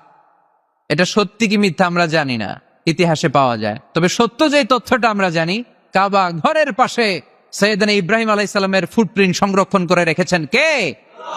ওয়াত্তাখিযু মিন মাকামি ইব্রাহিম মুসাল্লা। সাইয়েদনা ইব্রাহিম ওই পাথরের উপর দাঁড়িয়ে কাবা ঘর নির্মাণ করতেন। যতটুকু ওঠা লাগতো এসকালেটরের মতো, লিফটের মতো উপরে উঠে যেত। আবার নিচে নামার দরকার হলে মুহূর্তের মধ্যে এসকালেটরের মতো ওই পাথরটা নিচে নেমে যেত। চিল্লায় পড়ি সুবহানাল্লাহ। আবার প্রাণীদের সংখ্যা শনাক্তকরণের জন্য এই ফুটপ্রিন্ট লাগে। যেমন সুন্দরবনে বা অ্যামাজন জঙ্গলে বাঘ কয়টা আছে গুনতে হবে। বাঘ শুমারি হয়, আমাদের হয় আদমশুমারি। আমাদের কি হয়? আর আমাদের সুন্দরবনে কি হয়? বাঘ শুমারি। তো বাঘ গুনবে কিভাবে? কাছে যে এমনি গুনবে, বাঘমামা 1, বাঘমামা 2, বাঘমামা 3, আর বাঘ আপনারা ছেড়ে দিবে নাকি? এমনি গনে? ওখানে আসলে বাঘমামার কাছে যাওয়া যায় না, তাহলে খবর আছে। ওখানে বাঘের পায়ের ছাপ দেখে বাঘশুমারি হয়, কারণ একটা বাঘের পায়ের ছাপের সাথে আরেকটা বাঘের পায়ের ছাপের কোনো মিল না। কারিগরটার নাম কি? ফ্রান্সিস গ্যালটন 1880 সালে আবিষ্কার করলেন যে একটার সাথে আরেকটার মিল নাই। 1880 সালের আগে পৃথিবীর কেউই জানতো না এই জায়গায় এই কারিশমাস। কেউ জানতো? কিন্তু 1400 বছর আগে কোরআনের মধ্যে বলে দিয়েছে কে? আয়াহসাবুল ইনসানু আল্লান নাজমা'a 'idama বালা কাদিরিনা আলা আন নুসাউইয়া বানানা। মানুষ কি মনে করেছে নাকি মানুষ মরে যাবে, হাড়গোড় পচে যাবে, তারে আমি উঠাতে পারবো না? আর তোরে তো আমি উঠাবোই, তোর ফিঙ্গারপ্রিন্ট সহকারে উঠাইয়া দেব। এখন সব জায়গায় এটা লাগে। সিম যারা কিনতে যান, সিম গ্রামীণের সিম কিনতে গেলে লাগে না? এটাকে বলে বায়োমেট্রিক অথেন্টিকেশন। সিম কিনতে লাগে, ইমিগ্রেশন পাস করবেন ফিঙ্গারপ্রিন্ট লাগে, এম্বাসিতে লাগে। তাহলে ফিঙ্গারপ্রিন্টের ব্যাপারে সায়েন্স যা বলেছে আর কোরআন যা বলেছে কোনো অমিল আছে? নাই। এরপর আল্লাহ যে উঠাবেন, মিনহা খলাকনাকুম ওয়া ফিহা নুঈদুকুম ওয়া মিনহা নুখরিজুকুম তারাতান উখরা। মাটি থেকে বানালাম, মাটি থেকে তোমাদেরকে তৈরি করলাম, মাটির কবরে তোমাদেরকে শুইয়ে দিলাম, আবার মাটির কবর থেকে হাসরের মাঠে আমাদেরকে তুলে ফেলবেন কে? এখন এই যে মাটির ভেতরে আমরা রইলাম, মাটির ঘরে আমরা থাকলাম, পচে গেলাম, মরে গেলাম, কিভাবে উঠাবে? আল্লাহ রাসূল সাল্লাল্লাহু আলাইহি ওয়াসাল্লাম বললেন কিভাবে তোমাদেরকে উঠাবে শোনো। মজার ঘটনা, খেয়াল করে শোনেন। আল্লাহ রাসূল সাল্লাল্লাহু আলাইহি ওয়াসাল্লাম বললেন, সহিহ মুসলিমের বর্ণনা, ইন্না ফিল জাসাদি আযমান লা তাআকুলুহুল আরদু আবাদান ওয়া মিনহু ইউরাক্কাবুল খালকু কুল্লুহু ইয়াউমাল কিয়ামা। আল্লাহ রাসূল বললেন, নিশ্চয়ই প্রত্যেক মানুষের, প্রত্যেক প্রাণীর দেহের মধ্যে একটা ছোট হাড় আছে। কি আছে? হাড় বা হাড্ডি। লা তাআকুলুহুল আরদু আবাদা, মাটি কখনো এই হাড্ডিটারে খেতে পারে না। ওয়া মিনহু ইউরাক্কাবুল খালকু কুল্লুহু ইয়াউমাল কিয়ামা, কিয়ামতের দিন ওই হাড্ডিকে বেসিক ধরে সবগুলো মানুষকে দাঁড় করায় দিবে কে? সাহাবারা জিজ্ঞেস করলেন, আইয়ু আযমিন ইয়া রাসূলুল্লাহ, ও আল্লাহর হাবিব, ওই হাড্ডিটার নাম কি? আমাদের জানতে বড় মনে চায়। বিশ্বনবী বললেন, হাড্ডিটার নাম হলো আজবুজ জানাব। আজবুজ জানাব ইংরেজিতে বলে কক্সিক্স। ইংরেজিতে কি বলে? ডাক্তার হওয়া কে কে? হাত তোলো। ডাক্তার হতে চাও দেখি কে কে? মাতোয়েলের ছেলেরা, এদিকে ডাক্তার নাই। তাহলে ডাক্তার হওয়া কারা কারা দেখি? মাশাআল্লাহ, মাশাআল্লাহ। আল্লাহ তোমাদেরকে বড় ডাক্তার হওয়ার তৌফিক দান করুক। হাত নামাও। আজকে বাসায় যে লিখবা কক্সিক্স, এই কক্সিক্স এটাকে আরবিতে বলে, সহিহ মুসলিম শরীফের হাদিস, আজবুজ জানাব। আমাদের যে শির দ্বারা আছে না নাই, এটারে বলে মেরুদণ্ড, ডাক্তারি ভাষায় স্পাইনাল কর্ড। এই স্পাইনাল কর্ডের একেবারে নিচে ট্রায়াঙ্গেল, ত্রিভুজ আকৃতির 3 কোণার একটা ছোট্ট হাড্ডি আছে। কয় কোণা? 3 কোণা। এটা প্রাণীরও আছে, আমাদেরও আছে। হিন্দুরা যখন শ্মশানে মানুষ পোড়ায়, গোশত, হাড্ডি, রক্ত সব পুড়ে যায়, কিন্তু এই ট্রায়াঙ্গেল কক্সিক্স পুড়ে না। আমাদেরকে কবরস্থানে যখন শুইয়ে দেয়া হয়, আমাদের হাত পা মাটিতে খেয়ে ফেলে, সব জীর্ণ শীর্ণ হয়ে যায়, পচে যায়, গলে যায়, কিন্তু শিরদাঁড়ার নিচে ট্রায়াঙ্গেল, ত্রিভুজ আকৃতির যে হাড্ডির কণা, যেটার নাম কক্সিক্স, ওইটা কখনো পচে? কিয়ামতের দিন ওই কক্সিক্স থেকে, ওইটাকে বেসিক অফ দ্য বেসিক্স ধরে আমাদেরকে উঠায় দিবে কে? এজন্য আল্লাহ বললেন, মিনহা খলাকনাকুম ওয়া ফিহা নুঈদুকুম ওয়া মিনহা নুখরিজুকুম তারাতান উখরা। মাটি থেকে বানালাম, মাটির কবরে শুইয়ে দিলাম, আবার মাটির কবর থেকে তোমাদেরকে দাঁড় করাবে কে? তাহলে আজবুজ জানাব কোরআনের ভাষা, হাদিসের ভাষা, বিজ্ঞানের ভাষা হচ্ছে কক্সিক্স। মিল আছে না নাই? চিল্লায় বলতে হবে, মিল আছে না নাই? কি কষ্ট হচ্ছে আপনাদের? আরো 2-1 মিনিট শুনবেন? শুনবেন? শুনবেন? তাহলে তাকবীর পড়েন, লিল্লাহে তাকবীর, লিল্লাহে তাকবীর, লিল্লাহে তাকবীর। তাহলে হিউম্যান অ্যানাটমি নিয়ে আমরা সায়েন্সের ভাষ্য আর কোরআনের ভাষ্য যা শুনেছি, মিল আছে না নাই? এবার আমরা ফিজিক্স নিয়ে শুনবো। ফিজিক্স মানে কি? পদার্থবিদ্যা। পদার্থের অনেক গুরুত্বপূর্ণ একটা এলিমেন্ট হচ্ছে লোহা। লোহা চিনি আমরা। এই মাইকে লোহা আছে না নাই? লোহা ছাড়া মাইক বানানো যায়, বাড়ি বানানো যায়, গাড়ি বানানো যায়, ক্যামেরা বানানো যায়, মোবাইল বানানো যায়, প্লেন বানানো যায়, কম্পিউটার বানানো যায়। লোহা ছাড়া কিছুই হয় না, ঠিক কিনা? যেহেতু লোহা ছাড়া কিছুই হয় না, এই জন্য লোহার নামে আল্লাহ কোরআনে একটা সূরা দিয়ে দিলেন। সুবহানাল্লাহ, বাড়িতে গিয়ে বললেন। ওই সূরাটার নাম আরো জোরে, মাশা আল্লাহ, আল হাদিদ। আল্লাহ বললেন ওয়া আলান্না লাহুল হাদিদ, ও দাউদ তোমার জন্য লোহারে আমি নরম বানিয়ে দিলাম। ফিহি বাসুন শাদীদ ওয়া মানাফিউ লিন-নাস ওয়া আনজালনাল হাদিদা ফিহি বাসুন শাদীদ ওয়া মানাফিউ লিন-নাস। আমি লোহাকে আকাশ থেকে নাজিল করলাম, লোহার ভেতরে রয়েছে অনেক শক্তি, মানাফিউ লিন-নাস মানুষের জন্য উপকার। এ লোহা দিয়ে নানান ধরনের জিনিস বানানোর কৌশল আমাদেরকে শিখালো কে? ওয়া আনজালনাল হাদিদ, লোহাকে আমি নাজিল করেছি। এই আয়াত থেকে বোঝা গেল লোহা পৃথিবীর উপাদান না। চাচা, ওয়া আনজালনাল হাদিদ, লোহাকে আমি নাজিল করেছি। আকাশ থেকে বৃষ্টি নাজিল করে কে? এই কোরআনকে নাজিল করছে কে? নাজিল কি উপরের থেকে হয় না নিচ থেকে? তার মানে ওয়া আনজালনাল হাদিদ, লোহাকেও আল্লাহ এইভাবে নাজিল করছে। কোরআন যেমনি উপর থেকে নিচে, ফ্রম আপ টু ডাউন, বৃষ্টি যেমনি উপর থেকে নিচে, তেমনি লোহাকে উপর থেকে নিচে নাজিল করেছে কে?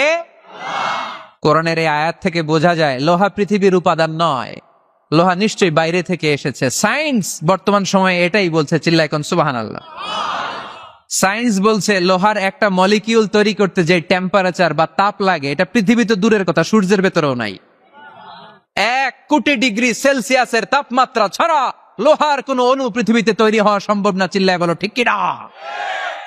এত বেশি তাপমাত্রা সৌরজগতের সব গ্রহ নক্ষত্রের তাপমাত্রা একসাথে মিলালেও চলবে না।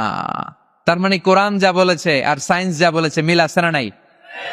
এরপরে কোরআন পাহাড়ের ব্যাপারে বলেছে ওয়াজআলনাল জিবালা আমতাদা, আমি পাহাড়গুলোরে পেরেকের মতো জমিনে ঢুকিয়ে দিয়েছি। সুবহানাল্লাহ। তাহলে পাহাড়কে আল্লাহ তাআলা পেরেকের সাথে তুলনা করলেন। কিসের সাথে? পেরেক চিনেন? সবাই চিনেন? মাতোয়াইলে আছে পেরেক? কি করে পেরেক দিয়ে? কাঠের ভিতরে ঢুকে না, দেয়ালে ঢুকে। তাহলে আল্লাহ পাহাড়গুলোর বললেন পেরেক। আচ্ছা, পেরেক যখন আমরা কাঠের ভিতরে ঢুকাই, পুরো পেরেকটা কাঠের ভিতরে ঢুকে যায়, উপরে শুধু কি থাকে? মাথাটা থাকে, ঠিক কিনা? তার মানে আমরা যে পাহাড় দেখতে পাচ্ছি এটা পাহাড়ের মাথা। পুরো পেরেক যেমনি কাঠের ভিতরে, পুরো পাহাড়টা আছে মাটির ভিতরে। চিল্লায় পড়ি আল্লাহু আকবার। জমিনে আমরা দৃশ্যমান এই পৃথিবীতে খালি চোখে যে পাহাড় দেখতে পাই, এটা আসল পাহাড় না, এটা পাহাড়ের মাথা।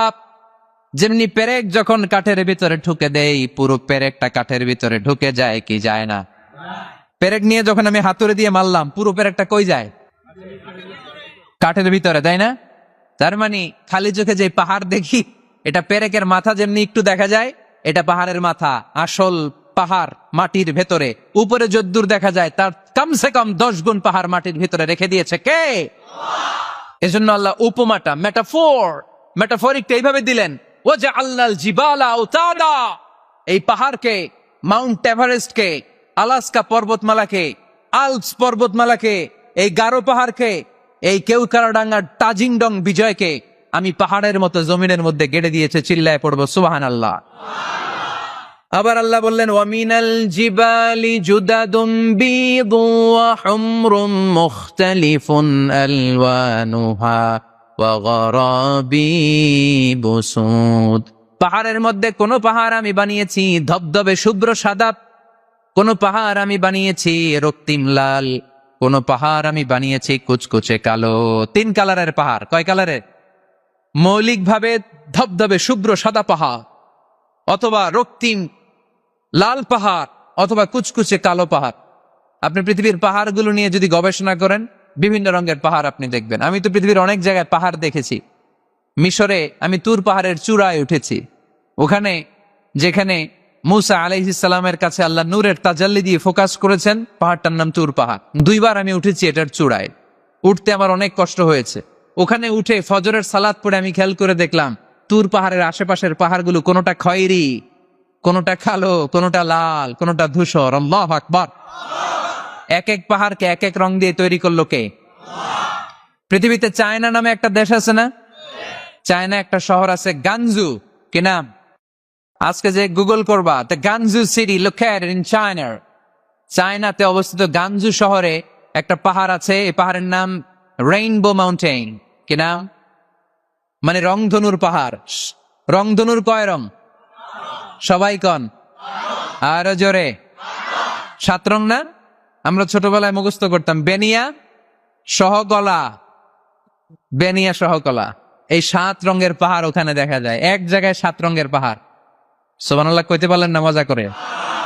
বানালো কে? সুনানে তিরমিজি আর মুস্তাদরাকে হাকিম, মুসনাদে আহমদ ইবনে হাম্বলের হাদিস। আল্লাহ যখন পৃথিবী বানালেন, এই পৃথিবীটা ঘোরার পাশাপাশি কাঁপাকাঁপি শুরু করে দিল। এই পৃথিবীর কাঁপাকাঁপি বন্ধ করার জন্য রব্বুল আলামিন পৃথিবীর মধ্যে পাহাড় গেড়ে দিলেন। 7টা tectonic plate, 7 tectonic plates creates the mountain range on earth. 7টা টেকটনিক প্লেট আল্লাহ দিলেন। পৃথিবী সৃষ্টি করার পরে পৃথিবী কাঁপে, আল্লাহ পাথর দিয়ে পেরেক মারলেন, পৃথিবী আর কাঁপে না। সুবহানাল্লাহ কোন? ফেরেশতারা দেখে তো অবাক। ফেরেশতারা বলে, আল্লাহ পাহাড়ের এত শক্তি, পাহাড় গেড়ে দিলেন পৃথিবীতে আর পৃথিবী কাঁপে না। হাল মিন খালকিকা আশাদ্দু মিনাল জিবাল, আল্লাহ আপনার সৃষ্টির মধ্যে পাহাড়ের চেয়েও শক্তিশালী কি কিছু আছে? আল্লাহ বললেন, নাআম, আছে। আল হাদিদ, লোহা। লোহা পাহাড়ের চেয়েও শক্তিশালী, কারণ লোহা পাহাড়ে মারলে পাহাড় ভেঙে যায়, ঠিক কিনা? ফেরেশতারা আরো অবাক, লোহা এত শক্তিশালী? হাল মিন খালকিকা আশাদ্দু মিনাল হাদিদ, আল্লাহ তাহলে লোহার চেয়ে শক্তিশালী মনে হয় কিছু নাই, আছে? আল্লাহ বললেন, নাআম, আছে। আন্নার, আগুন, কারণ আগুনের মধ্যে লোহা ফেলে দিলে লোহা গলে যায়, ঠিক কিনা? ফেরেশতারা তো আরো অবাক। ফেরেশতারা বলে, তাই নাকি? আগুন এত শক্তিশালী, তো হাল মিন খালকিকা আশাদ্দু মিনান নার, আল্লাহ আপনার সৃষ্টিতে আগুনের চেয়েও শক্তিশালী কিছু আছে? আল্লাহ বলে, আছে। আলমা, পানি, কারণ আগুনের মধ্যে পানি ঢাললে আগুন পাওয়া যায়। ফেরেশতারা তো এবার আরো অবাক, পানি এত শক্তিশালী, ওই পানি গট গট গট গট করে আমরা খাই, এত শক্তিশালী আল্লাহ। হাল মিন খালকিকা আশাদ্দু মিনাল মা, আপনার সৃষ্টিকুলের মধ্যে পানির চাইতেও শক্তিশালী কি কিছু আছে? আল্লাহ বলে, আছে। সেটা আবার কি? আল্লাহ বলে, আর রিহ, বাতাস। বাতাস যখন সাগরের পানির মধ্যে উচ্ছ্বাস মারে তখন এটা জলোচ্ছ্বাস হয়ে যায়, ঠিক কিনা? বাতাসের ধাক্কায় পানি জলোচ্ছ্বাস হয়ে এক জায়গা থেকে আরেক জায়গায় যায়। আল্লাহ বললেন, পানির চাইতেও শক্তিশালী সৃষ্টি আমার আছে, ওইটার নাম বাতাস। ফেরেশতারা অবাক হয়ে আবার জিজ্ঞেস করে, আল্লাহ আপনার সৃষ্টিকুলের মধ্যে বাতাসের চাইতেও শক্তিশালী কিছু আছে কিনা বলেন। আল্লাহ বললেন, আছে। বাতাসের চাইতেও শক্তিশালী হলো আমার আশরাফুল মাখলুকাত মানুষ। মানুষ শক্তিশালী, ওই মানুষ যে মানুষ গোপনে দান করে। গোপনে আল্লাকা সিররুন ইনদাল্লাহ বাইনাকা আনতা ওয়া বাইনাল্লাহ, আল্লাকা সাদাকাতুন তাখফা লা ইয়ালামুহা ইল্লাল্লাহ, আল্লাকা সিররুন ইনদাল্লাহ বাইনাকা আনতা ওয়া বাইনাল্লাহ, আল্লাকা সাদাকাতুন তাখফা লা ইয়ালামুহা ইল্লাল্লাহ। পড়তে হবে আল্লাহু আকবার। গোপন দান যিনি করে তিনি সবচাইতে শক্তিশালী, ঠিক কিনা? এজন্য মাতুয়াইলের ভাইয়েরা গোপন দান করতে রাজি আছেন নাকি? অমুক ভাই বিশিষ্ট সমাজ সেবক 2 লক্ষ টাকা, বলেন মারহাবা। এইভাবে দান করবেন? মারহাবা করলেও আসি, না কইলেও আসি, ঠিক কিনা? মারহাবা যদি বলে দেন, সমস্যা নাই। মারহাবা না বললেও দিবেন। তাহলে খুশি কে? বেশি খুশি হয় যখন লুকায় লুকায় দেন, নাম না জানায় দেন। ওই দান আল্লাহ এমন ভাবে কবুল করে, ওই দানের কারণে 7 শ্রেণীর ব্যক্তিকে আল্লাহ আরশের নিচে ছায়া দিবে, যেদিন কোনো ছায়া পাওয়া যাবে না, ওই দিন ওই ব্যক্তিকে আল্লাহ টেনে আরশের ছায়ার নিচে বসিয়ে দিবে। তাহলে কোরআন পাহাড়ের কথা যা বলেছে, বিজ্ঞানে ওই কথা আছে না নাই? এরপর কোরআন বলেছে, আলাম তারা আন্নাল্লাহা ইউসজি সাহাবান সুম্মা ইউআল্লিফু বাইনাহু সুম্মা ইয়াজআলুহু রুকামান ফাতারাল ওয়াদকা ইয়াখরুজু মিন খিলালিহি, আল্লাহ সাগরের পানিগুলোরে তারায় মেঘ বানায়, আকাশে নেয়, বৃষ্টি নাজিল করে। এটাকে বলে সায়েন্স, এটার নাম দিয়েছে ওয়াটার সাইকেল বা হাইড্রোলজিক্যাল সাইকেল। এটাই আল্লাহ কোরআনে এইভাবে বলেছে, আলাম তারা আন্নাল্লাহা ইউসজি সাহাবা, তোমরা কি দেখো না সূর্যের তাপে বাষ্প হয়ে গ্যাস হয়ে পানিগুলো উপরে ওঠে। যারা বিমান দিয়ে ফ্লাই করেন তারা বিমানের জানলার পাশে সিট পেলে দেখেন নাই কিভাবে মেঘমালাগুলো বিমানের সাথে খেলা করে? এগুলো তৈরি করছে কে? তার মানে কোরআন যা বলল বিজ্ঞান তাই বলে। সানশাইন, সূর্যের প্রখর তাপে পানিগুলো বাষ্প হয়ে উপরে যায়, ঘনীভূত হয়, কন্ডেনসেশন, কন্ডেন্সড হয়, ঘনীভূত হয়, মেঘমালা হয়। ওই মেঘ থেকে ঝিরি ঝিরি ঝিরি ঝিরি বৃষ্টি নাজিল করে কে? আমাদের ফসল খেতে গরু যদি খাইতে আসে আমরা তারাই না? আল্লাহ কয়, তুই তোর ফসল ক্ষেত বাঁচানোর জন্য গরু তারাস, আমি তো আকাশে মেঘ তারাই। তোর এখান থেকে যে ফসল আসে, এখানে ফসল উৎপাদনের জন্য পরিশ্রম তুই একা করস নাই, আমারও পরিশ্রম আছে। তুই দুনিয়ার জমিনে ছাগল তাড়িয়ে দিস, মেঘ তাড়িয়ে দিস, আমি আল্লাহর আদেশে আদেশে আকাশের মেঘগুলো আমি তাড়িয়ে তোর ক্ষেতের উপরে, ফসল ক্ষেতের উপরে নিয়ে বৃষ্টি নাজিল করে আমি সবুজ শ্যামল ফসল ক্ষেত দিয়েছি। তার মানে সায়েন্স যা বলেছে আর বিজ্ঞান যা বলেছে মিল আছে না নাই? আকাশে মেঘমালা দেখলে বিষ্ণু ঈসা ইসলাম ভয় পেয়ে যেতেন, দোয়া পড়তেন, আল্লাহুম্মা সাইয়্যিবান নাফিআ, আল্লাহ উপকারী বৃষ্টি দেন। বৃষ্টি দেখলে, মেঘ দেখলে আল্লাহ রাসূল পেরেশান, একবার ঘরের ভিতরে আরেকবার বাইরে, একবার ভিতরে আরেকবার বাইরে। আম্মা জান বলতেন, ইয়া রাসূলুল্লাহ, আকাশে মেঘ দেখলে আপনি পেরেশান হন কেন? আল্লাহ রাসূল কেঁদে কেঁদে বলতেন, আয়েশা, আমি জানি না এই বৃষ্টি আর তুফান থেকে মদিনায় সজীব শ্যামল ঘাস লতা পাতা জন্মাবে, নাকি এর মধ্য থেকে বজ্রপাত এসে আমাদের পাপের কারণে আল্লাহ মদিনাটারে জ্বালিয়ে দিবে, আমি জানি না। আমরাও যে আকাশে মেঘমালা দেখি, আমরা কি জানি এটা কি রহমতের মেঘ না আযাবের মেঘ? জানি আমরা। তারপরও বৃষ্টি আসলে আমাদের গান আছে না নাই? বৃষ্টি আসলে দেখবেন গান লাগায় দেয়, বৃষ্টি পরে টাপুর টুপুর, ওই কয় পায়ে দিয়ে সোনার নূপুর, সব মুখস্থ। এগুলো করা যাবে না। বৃষ্টি দেখলে দোয়া পড়তে হবে, আল্লাহুম্মা সাইয়্যিবান নাফিআ, আল্লাহুম্মা আসকিনা গাইসান মুগীসান মারিআন মারিআন নাফিআন গায়রা দার আজিলান গায়রা আজিল। আল্লাহ, এই মেঘমালা থেকে এমন বৃষ্টি দাও যে বৃষ্টি আমাদের জন্য কল্যাণকর, যে বৃষ্টিতে ঘাস লতা পাতা জন্মায়, যে বৃষ্টিতে আমাদের গবাদি পশুর জন্য রিজিক থাকে। কল্যাণকর বৃষ্টি দাও আল্লাহ, ক্ষতিকর বৃষ্টি দিও না, তাড়াতাড়ি দাও, দেরি করো না। চিল্লায় পড়ে না আমিন? কানগুলো খরগোশের কানের মতো খাড়া করে শোনেন। আল্লাহর হাবিব বললেন, মুস্তাদরাকে হাকিমের হাদিস, সিনতান লা তুরাদ্দান, দুই দোয়া আল্লাহ কখনো ফিরিয়ে দেন না। কয় দোয়া? এক হচ্ছে ইনদান নিদা, আজানের পরে যে দোয়াটা করা হয়, আজান আর একামতের মাঝখানে দোয়া, আজানের সময় দোয়া, এই দোয়া আল্লাহ ফিরিয়ে দেয়, একটা গেল। দুই নাম্বার হচ্ছে তাহতাল মাতার, বৃষ্টির নিচে দাঁড়িয়ে দোয়া করলে ওই দোয়া কবুল করে কে? আর আমরা বৃষ্টির নিচে দাঁড়িয়ে আঁকা বাঁকা মেঠো পথে কোন রূপসী হেঁটে যায়, আছে না নাই? বৃষ্টি আসলে আমরা ভাবুক হয়ে যাই, দরজা জানলা বন্ধ করে দিয়ে অনেকে গান বাজনা ছেড়ে দেয়, হিন্দি গান লাগায় দেয়, কোথায় কি করতে হবে ওইটাও জানে না। তো এজন্য বৃষ্টি নাজিল হলে আমরা যেন আল্লাহর কাছে দোয়া করি। বৃষ্টির সময় দোয়া করলে ওই দোয়াটা কবুল করে কে?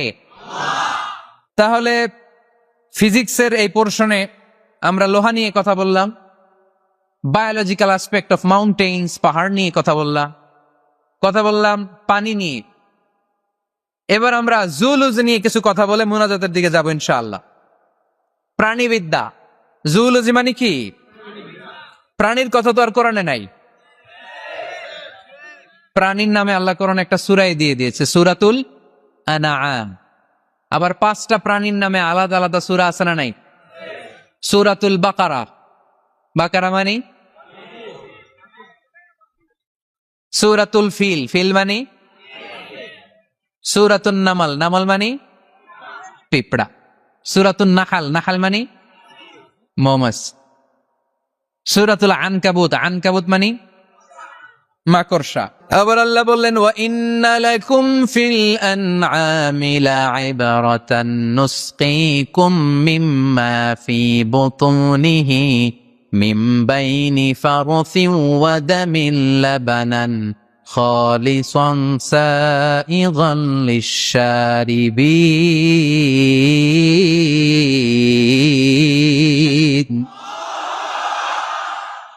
প্রাণীর পেটের ভেতর থেকে আমি তোমাদের জন্য একটা লিকুইড পদার্থ বের করি, মিমবাইনি ফারসি ওয়া দামিল লাবানা, এই লিকুইড পানিটা গোবর আর রক্তের মাঝখান দিয়ে আমি বের করি, কিন্তু এই পানিটার মধ্যে গোবরও মিশে না, রক্তও মিশে না। সুবহানাল্লাহ। লাবানান খালিসান, এটার নাম ফ্রেশ মিল্ক, এটার নাম সাইগান লিশ-শারিবিন, খেতে খুব সুস্বাদু। সুবহানাল্লাহ পড়েন। মা তো এলে গরু গাভী পালেন নাকি আপনারা? কারা কারা পালেন দেখি? ছাগল পালেন কারা কারা? মা বা আসাল্লাহু নাবিয়ান ইল্লা রাআল গানাম। এই দুনিয়া এমন কোন নবী নাই যে নবী ছাগল চড়ায় নাই। ছাগল চড়ানো নবীর সুন্নাত। সুবহানাল্লাহ কইলেন না? তাহলে মেকানিজমটা দেখেন, what a brilliant mechanism of discharge in milk from animals body. আল্লাহ বললেন মিমবাইনি ফারসি ওয়া দামিল লাবানা। ফার্স মানে গোবর, ফার্স মানে দাম মানে রক্ত, দাম মানে। তাহলে গরুর পেটের এক লাইনে থাকে গোবর, এক লাইনে, আরেক লাইনে রক্ত। গোবরও না পাক, রক্ত, গোবর খাওয়াও হারাম, রক্ত খাওয়াও। কিন্তু দুই হারামের মাঝখান থেকে, দুই পচা জিনিসের মাঝখান থেকে, দুই বিদঘুটে জিনিসের মাঝখান থেকে দুধ আমাদের জন্য বের করে দেয় কে? মেকানিজমটা দেখছেন? মিমবাইনি ফারসি ওয়া জামিল লাবানা। একদিকে গোবর, একদিকে রক্ত, মাঝখান দিয়ে স্বচ্ছ দুধ। সুবহানাল্লাহ পড়ে। এই দুধ এমন একটা খাবার, এটা খেয়ে হজম করতে পারলে আজীবন বেঁচে যাবে। নিউট্রিশনের যে ইনগ্রিডিয়েন্টস আছে 6টা, পুষ্টি উপাদান 6টাই আছে দুধে। এজন্য আল্লাহ রাসূল সাল্লাল্লাহু আলাইহি ওয়াসাল্লাম দুধ বড্ড পছন্দ করতেন, আর বলতেন আলাইকুম বিআলবানিল বাকার, তোমরা গরুর দুধ খেও। ফাইন্নাহা তুরাম্মু মিনাল আশজার, কেননা গরুর দুধ এটা ঘাস লতা পাতার নির্যাস। গরু কি খায়? ফাস্ট ফুড খায় না? গরু বার্গার খায় না? ফ্রেঞ্চ ফ্রাইজ খায় না? টিক্কা খায় না? চিকেন কাবাব? গরু কি খায়? এই ঘাস খাবেন, মানে শাকসবজি খাবেন। গরু ঘাস খায়, এজন্য গরুর পেট থেকে দুধ বের করে দেয় কে? আলাইকুম বিআলবানিল বাকার, তোমরা গরুর দুধ খেও। কত বড় ডাক্তার ছিলেন বিশ্বনবী মুহাম্মদ সাল্লাল্লাহু আহমদ, বড় বিশ্বস্ত, বিশ্বস্ত ডাক্তার। যেটা খাইতে বলছে ওটা খাইলে কোনো রোগ হবে? সে কোন বন্ধু বলো বেশি বিশ্বস্ত, সে কোন বন্ধু বলো বড় বিশ্বস্ত, কার কাছে মন খুলে দেয়া যায়, কার কাছে প্রাণ খুলে বলা যায়, হওয়া যায় অতি আশ্বস্ত, তার নাম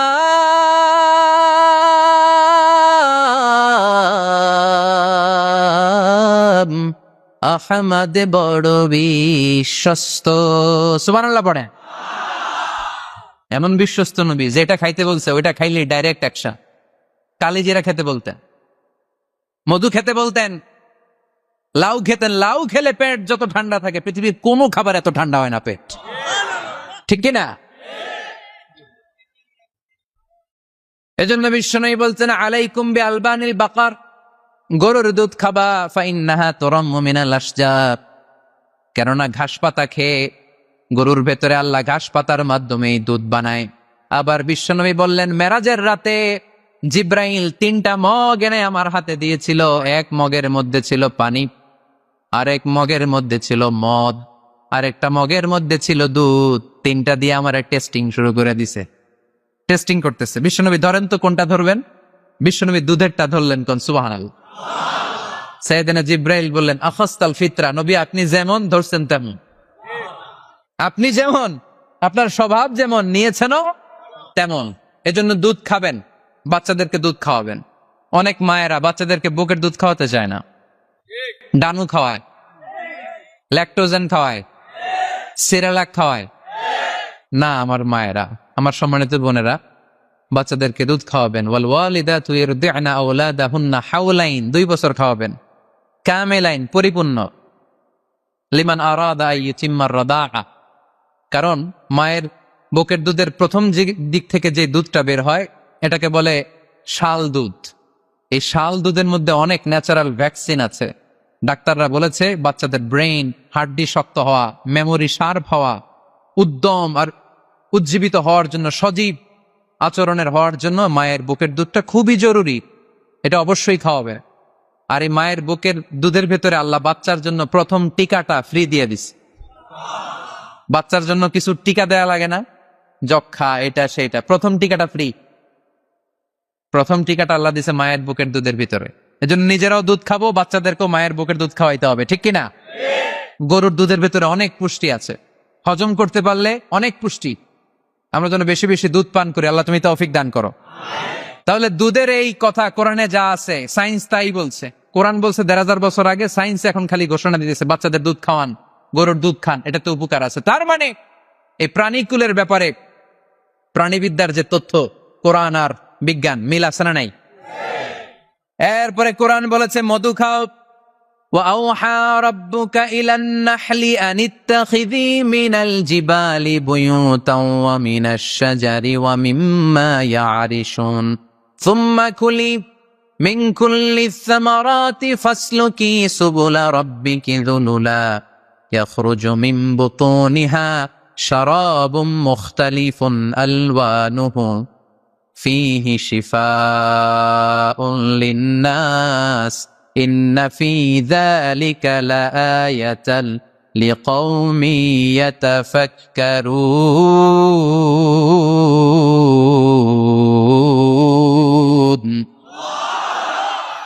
لِقَوْمٍ يَتَفَكَّرُونَ, চিন্তাশীলদের জন্য এই মধুর মধ্যে আল্লাহ চিন্তা রেখে দিয়েছেন। আওহা রব্বুকা ইলান নাহাল, আল্লাহ মধুরে মেসেজ পাঠাইছে। আমরা মোবাইলে কি পাঠাই? এই মেসেজ আমার মোবাইলে আসে, আমার বন্ধু আমারে পাঠাইলে আরেক জায়গায় যায়, শুধু আমিই জানবো। মৌমাছির আল্লাহ যেটা পাঠাইছে এটা মৌমাছি বুঝতে পেরেছে। আনিত্তাখিদি, আল্লাহ অর্ডার করার সময় নারী মৌমাছিকে বলেছে, এটা মুয়ান্নাসের সিগা। আপনারা যারা আরবি জানেন, আলেম ওলামা ইকরাম যারা এসেছেন তারা জানেন ইত্তাখিজ এটা মুযাক্কার, পুরুষের জন্য। ইত্তাখিদি মুয়ান্নাস, নারীদের জন্য। আল্লাহ মৌমাছিকে যখন বলেছেন মৌচাকের বাসা বাঁধো, তখন আল্লাহ পুরুষ মৌমাছিরে বলে নাই, বলছে নারী মৌমাছিকে। কোন মৌমাছিকে? কার্ল ভন ফ্রেশ নামে একজন অস্ট্রিয়ান বিজ্ঞানী, এই সায়েন্টিস্ট গবেষণা করে দেখেছে মৌচাকের বাসার মধ্যে পুরো মৌমাছির সব কার্যক্রমের প্রধান যে থাকে এটা পুরুষ মৌমাছি না, এটা নারী মৌমাছি। সুবহানাল্লাহ, এত আসতে। অস্ট্রিয়ান এই সায়েন্টিস্ট একটা বই লিখেছে, দ্য ডান্সিং বিজ, কিভাবে ফাসলুকি সুবুলা রব্বিকি যুলুলা, এইখানে মৌচাক আর মধু আনতে যায় 5 মাইল দূরে, এরপরে আবার এই রাস্তাটা চিনে মৌমাছি যে আসে ওর এই রাস্তা চিনায় দেয় কে? আল্লাহ সিক্রেট মেসেজ দিয়ে বললেন ইত্তাখিদি, ঘর বানাও। আওহা রাব্বুকা ইলান নাহলি আন ইত্তাখিদি বাইতা, উপরে ঘর বানাও, মিনাল জিবালি বুয়ুতা, পাহাড়ে বানাও, গাছের মগ ডালে বানাও, যাতে পোলাপানরা ঢিল মালতে না পারে।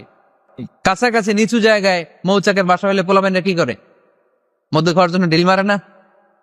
আল্লাহ দেখেন কিভাবে সিক্রেট মেসেজ দিল যে নিচে তুমি তোমার মৌচাকটা করো না, উপরে বানাও। আর আমার দেখা পথ অনুযায়ী তুমি মধু নিয়ে আসো, এটাকে বলে ফ্লাওয়ার নেক্টার, পুষ্পরস। মধু এত ভালো কেন? এর কারণ মৌমাছি যখন পুষ্পরস বা ফ্লাওয়ার নেক্টার সে নিয়ে আসে, সে ফলের রস আনে, সে ফুলের রস আনে, সে বনাজি গাছ থেকে আনে, ঔষধি গাছ থেকে আনে, হার্বাল ট্রি থেকে আনে। এজন্য মধুর চেয়ে ঔষধি গুণ সম্পন্ন কোন ন্যাচারাল লিকুইড পানীয় পৃথিবীতে আবিষ্কার হয় না। চিল্লায় কোন সুবহানাল্লাহ। ফাসলুকি সুবুলা রব্বিকি যুলুলা, এগোতে থাকো। তারপরে মধুগুলোকে নিয়ে বাসার মধ্যে রাখো।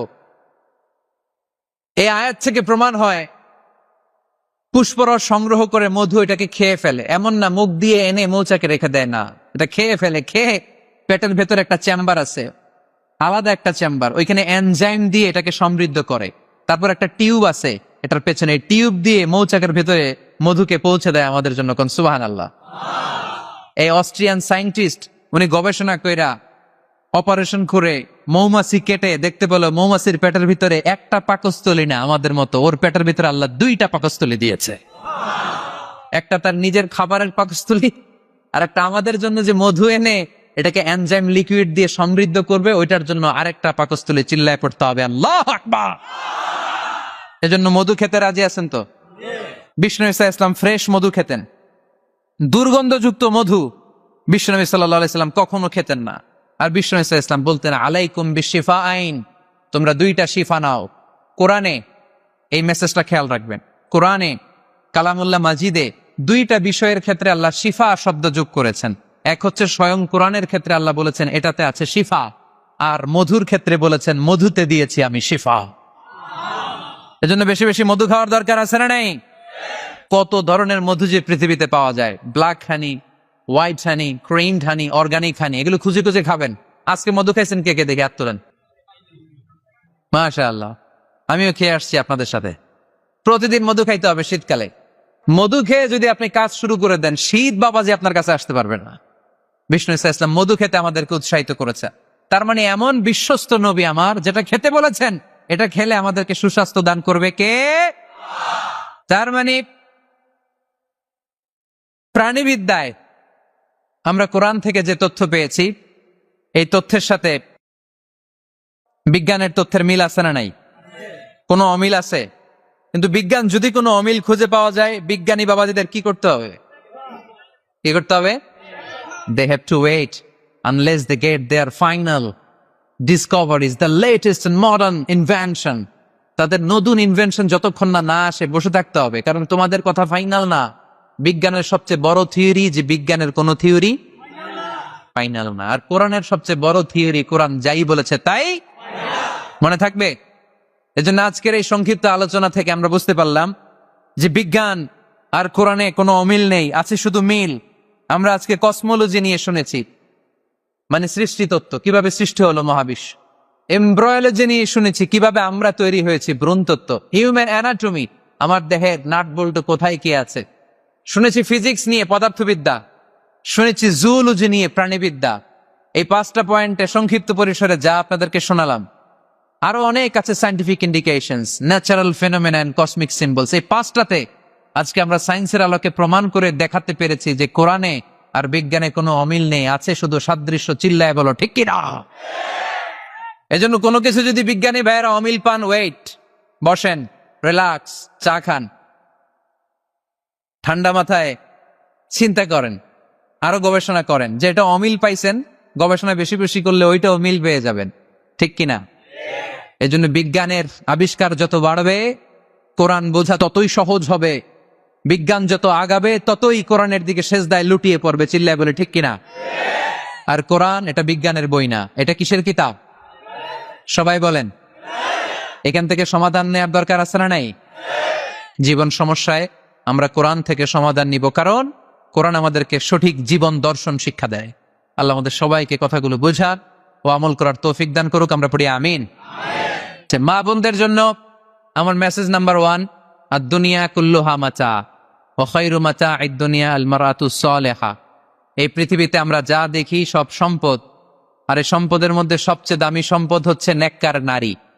এজন্য যে মায়েরা আজকের প্যান্ডেলে এসেছেন, আমি কারো ছেলের মতো, কারো ভাইয়ের মতো, আমি এলাকারই সন্তান, আমি আপনাদের কাছে দোয়া চাই আমি যেন কোরআনের কথাগুলো ছড়িয়ে দিতে পারি।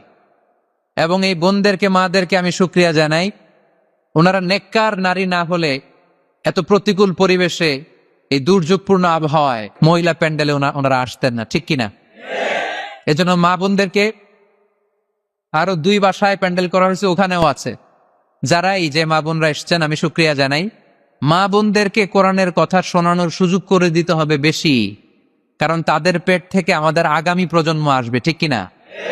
তারা যদি কোরআনের মাহফিলে আসে, কোরআন হাদিস পড়ে, তাদের পেট থেকে বড় বড় আলেম বেরোবে, হাফেজ বেরোবে, দেশপ্রেমিক আলোকিত মানুষ বেরোবে, ঠিক কিনা? আর তারা যদি জি বাংলা নিয়ে পড়ে থাকে, স্টার জলসা নিয়ে পড়ে থাকে, হিন্দি সিরিয়াল নিয়ে পড়ে থাকে, টেলিভিশনের নাচানাচির অনুষ্ঠানগুলো নিয়ে পড়ে থাকে, তাহলে তাদের পেট থেকেই বেরোবে কুখ্যাত সন্ত্রাস। তো আমরা চাই না যে আমাদের মা বোনদের পেট থেকে সন্ত্রাস, চাঁদাবাজ বেরোক। আমরা চাই আলোকিত মানুষ বেরোক, ঠিক কিনা? এই হচ্ছে মহিলা প্যান্ডেলের জন্য মেসেজ নাম্বার 1। মেসেজ নাম্বার 2, বিষ্ণু ইসলাম বলেছেন, আল মারআতু ইযা সাল্লাত খামসাহা ওয়া সামাত শাহরাহা ওয়া আতাআত বা'লাহা ওয়া হাফিজাত ফুরুজাহা ফালতাদখুল মিন আইয়ি আবওয়াবিল জান্নাতি শাআত। ও রমণীরা, তোমরা যদি দুনিয়ায় 4টা কাজ করো, তোমাদের জন্য আল্লাহ 8টা জান্নাতের দরজা খুলে দিবে। আমল নাম্বার 1, 5 ওয়াক্ত সালাত তারা আদায় করবে। আল মারআতু ইযা সাল্লাত খামসাহা। 2 নাম্বার, সামাত শাহরাহা, রোজা রাখবে। হাফিজাত ফুরুজাহা, লজ্জাস্থানের হেফাজত করবে। 3 নাম্বার। 4 নাম্বার, আতাআত বা'লাহা, স্বামীর আনুগত্য করবে। এই 4টা কাজ কোন বোন যদি করে, তার জন্য কিয়ামতের দিন বিচার শেষে 8টা জান্নাতের দরজা খুলে দিবে কে? আল্লাহ আমাদের প্রিয় মা বোনদেরকে সাইয়্যিদাতুনা খাদিজাতুল কুবরা রাদিয়াল্লাহু তাআলা আনহার মতো কবুল করে নেক। আমার যুবক ভাইদেরকে সাইয়েদানা ওমরে ফারুকের মতো আল্লাহ কবুল করে নিক। আল্লাহ আমাদের সবাইকে কথাগুলো বোঝার ও আমল করার তৌফিক